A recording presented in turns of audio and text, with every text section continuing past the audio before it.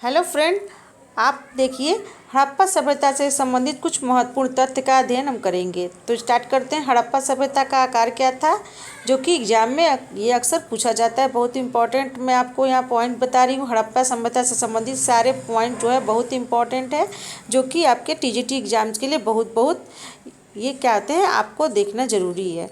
तो स्टार्ट करते हैं। हड़प्पा सभ्यता का आकार क्या था। हड़प्पा सभ्यता का आकार जो था वो था त्रिभुजाकार। हड़प्पा सभ्यता का आकार कैसा था, तो त्रिभुजाकार था। त्रिभुज के आकार का हड़प्पा सभ्यता था। उसके बाद हड़प्पा सभ्यता का क्षेत्रफल क्या था, तो 12,99,600 किलोमीटर हड़प्पा सभ्यता का क्षेत्रफल है। पूर्व से पश्चिम तक इसकी लंबाई क्या है, तो 1600 किलोमीटर। उत्तर से दक्षिण तक की लंबाई क्या है, 1400 किलोमीटर। और सर्वाधिक पश्चिमी पूरा स्थल क्या है हड़प्पा सभ्यता का, तो सूतकाट गेंडोर है, जो बलूचिस्तान में है। सर्वाधिक पूर्वी पूरा स्थल क्या है, आलमगीरपुर है, जो कि मेरठ में है। सर्वाधिक उत्तर पूर्व स्थल कहाँ है इसका, तो मांडा जम्मू कश्मीर में है। और सर्वाधिक दक्षिण में कौन सा इसका स्थल है, तो दायमाबाद महाराष्ट्र में। सबसे बड़ा हड़प्पाई स्थल कौन सा है, तो मोहनजोदड़ो, गनेरीवाला, हड़प्पा, धौलावीरा और राखीगढ़ी। आगे का पॉइंट देखते हैं कि भारत में सबसे बड़ा हड़प्पा स्थल यहाँ दिया है। सबसे बड़ा हड़प्पा स्थल मोहनजोदड़ो ये और दिखा है कि भारत में सबसे बड़ा हड़प्पा स्थल तो धौलावीरा और राखीगढ़ी। हड़प्पा सभ्यता का सबसे बड़ा स्थल क्या है, धौलावीरा और राखीगढ़ी। हड़प्पा सभ्यता की जुड़वा राजधानी किसे कहा जाता है, तो हड़प्पा और मोहनजोदड़ो को। लघु हड़प्पा के नाम से किसे जानते हैं, ये इंपॉर्टेंट तथ्य है स्टूडेंट्स, आपके टीजीटी एग्जाम्स के लिए बहुत इंपॉर्टेंट होने वाला है। आप वीडियो को पूरा देखिएगा, स्किप मत करिएगा और शुरू से अंत तक वीडियो को पर बने रहिएगा। तो देखिए लघु हड़प्पा किसे कहते हैं, तो लोथल को लघु हड़प्पा कहते हैं, लोथल को। और लोथल को ही लघु मोहनजोदड़ो भी कहा जाता है। तो आपसे क्वेश्चन पूछा जा सकता है कि लघु मोहनजोदड़ो किसे कहते हैं, तो हड़प्पा को लोथल को कहते हैं। और लघु हड़प्पा किसे कहते हैं, वो भी लोथल को कहते हैं। तो स्टूडेंट्स अब देखते हैं विभिन्न विद्वानों द्वारा सिंधु सभ्यता का काल निर्धारण किया गया है। जो अलग अलग विद्वान है वो सिंधु सभ्यता के कौन से काल का निर्धारण किए हैं, ये भी आपके लिए बहुत इंपॉर्टेंट होने वाला है। माधव स्वरूप वत्स हैं, उन्होंने कहा है कि 3500 से 2700 ईस्वी पूर्व जो है सिंधु सभ्यता का काल है। जॉन मार्शल के अनुसार क्या है, जॉन मार्शल के अनुसार 3250 से लेकर 2750 ईस्वी पूर्व तक सिंधु सभ्यता का काल निर्धारण किया गया है। डेल्स द्वारा 2900 ईस्वी पूर्व से लेकर 1900 ईस्वी पूर्व तक ये सिंधु सभ्यता का काल है। अर्नेस्ट मैके के अनुसार 2800 से लेकर 2500 ईस्वी पूर्व। मार्टिमर व्हीलर द्वारा 2500 से लेकर 1500 ईस्वी पूर्व। CJ गैट द्वारा 2350 से लेकर 1700 ईस्वी पूर्व ये सिंधु सभ्यता का काल निर्धारण किया गया है। DP अग्रवाल द्वारा क्या है, DP अग्रवाल के अनुसार यह है 2300 ईस्वी पूर्व से लेकर 1750 ईस्वी पूर्व।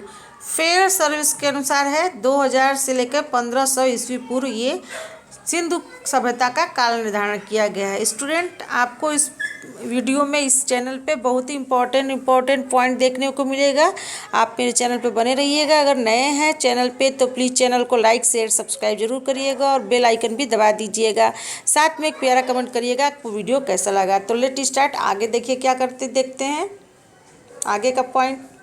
तो स्टूडेंट अब हम इसमें अध्ययन करेंगे मुख्य स्थल। जो हड़प्पा सभ्यता के मुख्य स्थल कौन कौन से हैं, उनकी क्या विशेषताएं हैं, उस स्थलों में क्या क्या पाया गया है, कैसे कैसे पाया गया है, सारा अध्ययन हम विस्तृत रूप से करेंगे मुख्य स्थल के इस टॉपिक पर। तो हड़प्पा शुरू करते हैं। हड़प्पा स्थल जो है इसमें कहाँ पाया गया है, ये स्थल कहाँ है, इसमें क्या क्या सिंधु घाटी सभ्यता से क्या क्या इसमें अवशेष मिले हैं, कैसे कैसे मिले हैं, सारा एक एक पॉइंट हम देखेंगे। पाकिस्तान के पंजाब प्रांत में स्थित मांटगोमरी जो वर्तमान में क्या है, साहिवाल जिले के नाम से जाना जाता है। जिले में रावी नदी के बाएं तट पर यह पूरा स्थल है। रावी नदी के कहाँ पर है, बाएं तट पर है, जो कि पाकिस्तान के पंजाब प्रांत में स्थित है। मांटगोमरी जो कि वर्तमान में साहिवाल के नाम से जाना जाता है। हड़प्पा में ध्वंसावशेषों के विषय में सबसे पहले जानकारी 1826 को चार्ल्स मैनसन ने दी। 1856 ईस्वी में वंटन बंधुओं ने हड़प्पा के पुरातात्विक महत्व को स्पष्ट किया। जॉन मार्शल के निर्देशन में 1921 में दयाराम साहनी ने इस स्थल का उत्खनन कार्य प्रारंभ कराया। 1946 में मार्टिमन व्हीलर ने हड़प्पा के पश्चिमी दुर्ग टीले की सुरक्षा प्राचीर का स्वरूप ज्ञात करने के लिए यहाँ पर उत्खनन कराया। किसने? 1946 में मार्टिमन व्हीलर ने हड़प्पा के पश्चिमी दुर्ग टीले की सुरक्षा प्राचीर का स्वरूप जानने के लिए क्या किया? इस पर उत्खनन कराया। इसी उत्खनन के आधार पर व्हीलर ने रक्षा प्राचीर एवं समाधि क्षेत्र के पारस्परिक संबंधों को निर्धारित किया। यह नगर करीब 5 किलोमीटर के क्षेत्र में बसा हुआ है। कौन सा नगर? ये हड़प्पा का नगर जो है। हड़प्पा से प्राप्त 2 टीलों के पूर्वी टीलों को नगर टीला, हड़प्पा से जो प्राप्त हुआ है क्या है? 2 टीले प्राप्त हुए हैं। हड़प्पा से कितने टीले प्राप्त हुए हैं? तो 2 टीले प्राप्त हुए हैं। तो 2 टीलों में से पूर्वी टीले को क्या कहा गया है? नगर टीला। और पश्चिमी टीले को क्या कहा गया है? दुर्ग टीला के नाम से संबोधित किया गया है। आगे हड़प्पा का दुर्ग क्षेत्र जो है, हड़प्पा के बारे में विस्तृत पढ़ रहे हैं स्टूडेंट, ध्यान दीजिएगा, एकदम विस्तृत तरीके से पढ़ रहे हैं एक एक पॉइंट। हड़प्पा का दुर्ग क्षेत्र जो है सुरक्षा प्राचीर से घिरा हुआ है। दुर्ग क्षेत्र, एक क्षेत्र है जो है क्या है? नगर टीला, और एक है दुर्ग टीला। तो दुर्ग वाला क्षेत्र है सुरक्षा प्राचीर से घिरा है। दुर्ग का आकार जो है समलंब चतुर्भुज की तरह था। दुर्ग का उत्तर से दक्षिण लंबाई 420 किलोमीटर और पूर्व से पश्चिम की लंबाई जो है 196 किलोमीटर है।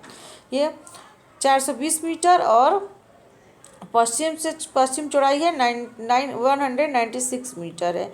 उत्खननकर्ताओं ने दुर्ग के टीलों को माउंट एबी नाम दिया है। दुर्ग के टीलों को क्या नाम दिया है? माउंट एबी नाम दिया है। ध्यान रखिएगा स्टूडेंट, दुर्ग के टीलों को क्या दिया है? माउंट एबी नाम दिया है। दुर्ग का मुख्य प्रवेश द्वार उत्तर दिशा में और दूसरा प्रवेश द्वार जो है दक्षिण दिशा में क्या होता है? इसका दिशा में था। रक्षा प्राचीर लगभग 12 मीटर ऊंची थी, जिसमें स्थान स्थान पर तोरण और बुर्ज बने हुए थे। हड़प्पा के दुर्ग के बाहर उत्तर दिशा में स्थित लगभग 6 मीटर ऊंचे टीले को एफ नाम दिया गया, जिस पर अन्नागार अन्नकूटने की वृत्ताकार चबूतरे और श्रमिक आवास के साक्ष्य मिले हैं। कहाँ मिले हैं? हड़प्पा दुर्ग के बाहर उत्तर दिशा में 6 मीटर ऊंचे टीले को एफ नाम दिया गया है। और इस पर क्या क्या साक्ष्य मिले हैं? अन्नागार, अन्न कूटने की वृत्ताकार चबूतरे और श्रमिक आवास के साक्ष्य मिले हैं। यहाँ पर 6x6 की दो पंक्तियों में निर्मित कुल 12 कक्षों वाले अन्नगार का अवशेष मिला है, जिनमें प्रत्येक प्रकार का आकार जो है 50 बाई 20 मीटर का है और कुल क्षेत्रफल है 2745 वर्ग मीटर से अधिक है। हड़प्पा से प्राप्त अन्नागार नगर गढ़ी के बाहर रावी नदी के निकट स्थित है। हड़प्पा के एफ टीले में पकी हुई ईंटों से निर्मित 18 वृत्ताकार चबूतरे भी मिले हैं। इन चबूतरों में ईंटों की खड़े रूप से जोड़ा गया। इन चबूतरों में क्या ईंटों को किस रूप में जोड़ा गया? खड़े रूप में जोड़ा गया है। प्रत्येक चबूतरे का व्यास जो है 3.20 मीटर है। हर चबूतरे में लगभग संभवतः ओखरी लगाने के लिए छेद था।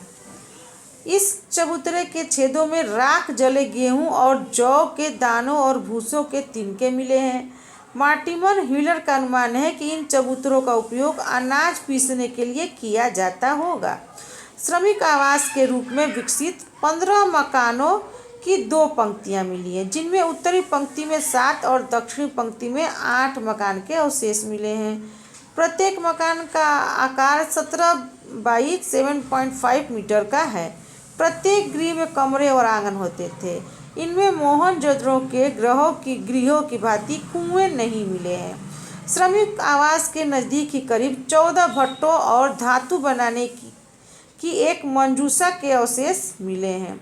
इसके अतिरिक्त यहाँ से प्राप्त कुछ महत्वपूर्ण अवशेष: एक बर्तन पर बना मछुआरे का चित्र, शंख पर बना बैल, पीतल का बना इक्का, ईंटों के वृत्ताकार चबूतरे जिनका उपयोग संभवतः फसल को दबाने में किया जाता था। साथ ही गेहूं और जौ के दोनों अवशेष भी मिले हैं। तो गेहूं और जौ के भी दोनों अवशेष यहीं से मिले हैं। हड़प्पा के सामान्य आवास क्षेत्र के दक्षिण में एक ऐसा कब्रिस्तान स्थित है जिसे समाधि R37 नाम दिया गया है। यहाँ पर आप प्रारंभ में माधव स्वरूप वत्स ने उत्खनन कराया था। बाद में 1946 में व्हीलर ने भी यहाँ पर उत्खनन कराया। यहाँ से खुदाई में कुल 57 शवाधान पाए गए हैं। शव प्रायः उत्तर दक्षिण दिशा में दफनाए जाते थे और जिनमें सिर उत्तर की ओर होता था। कब्र में एक लकड़ी के ताबूत में लाश को रखकर यहाँ दफनाया गया था। 12 शवाधानों से कांस्य दर्पण भी पाए गए हैं। एक में सुरमा लगाने की सलाई, एक से सीपी के चम्मच एवं कुछ अन्य से पत्थर के फलक या ब्लेड पाए गए हैं। हड़प्पा में सन 1935 में एक अन्य समाधि मिली जिसे समाधि H नाम दिया गया। इसका संबंध सिंधु सभ्यता के बाद के काल से था। अब देखते हैं मोहनजोदड़ो जो है कहाँ है, कैसे है, इसमें क्या पाया गया है, इसके संबंधी। अभी हम लोग हड़प्पा से संबंधित सारे तथ्य देख रहे थे। अब देखते हैं मोहनजोदड़ो से संबंधित सारे तथ्य। स्टूडेंट, मोहनजोदड़ो से संबंधित सारे तथ्य हम नेक्स्ट वीडियो में देखेंगे। तब तक आप मेरे चैनल पर बने रहिएगा और वीडियो देखने के लिए बहुत बहुत धन्यवाद। आप एक प्यारा सा कमेंट जरूर करिएगा कि आपको ये वीडियो कैसा लगा। मिलते हैं नए वीडियो में मोहनजोदड़ो के कुछ महत्वपूर्ण पॉइंट के साथ। तब तक के लिए धन्यवाद।